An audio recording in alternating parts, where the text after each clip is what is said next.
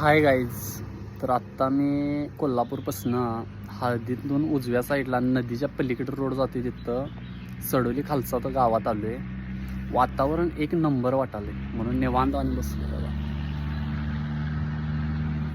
गुडघ्यावर पाय घेऊन तिकटी आहे तिकटी दाखव कशा आहे दाखवतो.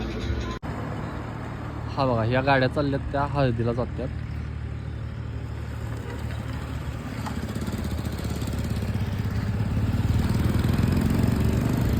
इकडे जाते ती कोकीला वगैरे रोड जातो इकडनं बीड.